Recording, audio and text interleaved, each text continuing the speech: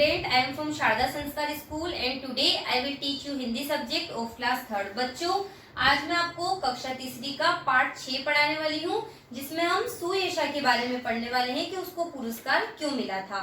सुयशा एक अच्छी लड़की थी बच्चों।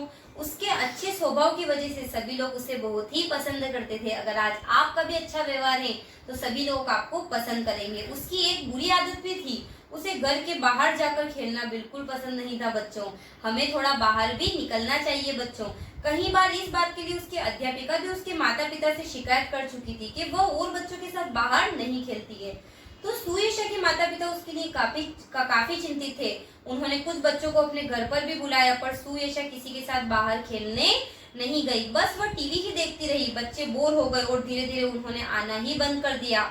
एक दिन सुयशा के पिता ने गुस्से में कहा सुयशा से, अब तुम्हारे लिए कोई उपहार नहीं आएगा जब तक तुम इतना ज्यादा टीवी देखना बंद करके पढ़ाई नहीं करोगी और बाहर खेलने नहीं जाओगी। तो एक दिन सुयशा के पड़ोस में एक परिवार आया था बच्चों। सुयशा ने अपने घर की खिड़की से देखा कि पड़ोसी का बेटा राहुल स्केटिंग कर रहा है। उसे किसी को स्केटिंग करते पहली बार देखा था। उसे ये बहुत ही अच्छा लगा। सुयशा राहुल को प्रतिदिन स्केटिंग करते देखती, उसका भी मन करता है कि वह भी स्केटिंग करे। अब टीवी देखने में भी उसका मन नहीं लगता था। एक दिन क्या हुआ बच्चों, सुयशा बाहर आकर अपने दरवाजे पर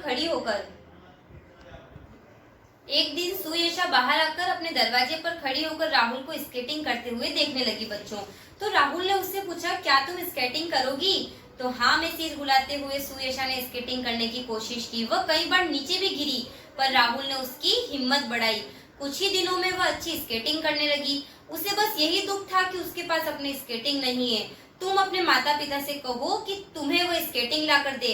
तो राहुल ने कहा, पर वे मुझे तब तक कोई चीज खरीद कर नहीं देंगे जब तक मैं टीवी देखना बंद नहीं करके पढ़ाई करूंगी और बाहर खेलने नहीं जाऊंगी। सुयशा ने जवाब दिया। ओह, पर यह कोई कठिन काम नहीं है। ये कौन बोलता है बच्चों? राहुल बोलता है। आलस मत करो, मेरे पास मुंबई वाले घर में एक और स्केटर्स पड़ा है, मैं तुम्हारे लिए मंगवा देता हूँ। बस तुम्हें मुझसे वादा करना होगा कि तुम बहुत मन लगाकर पढ़ोगी और खेलने के लिए प्रतिदिन बाहर आओगी। टीवी भी सिर्फ 1 ही घंटा देखोगी। तो राहुल ने समझाया, मैं तुमसे वादा करती हूँ, अब मैं ज्यादा देर तक टीवी नहीं देखूंगी। कुछ ही दिनों में सुयशा के माता पिता व अध्यापिका ने देखा कि सुयशा बहुत ही मेहनत करती है बच्चों। उसका परीक्षा परिणाम भी इस बार बहुत अच्छा होगा।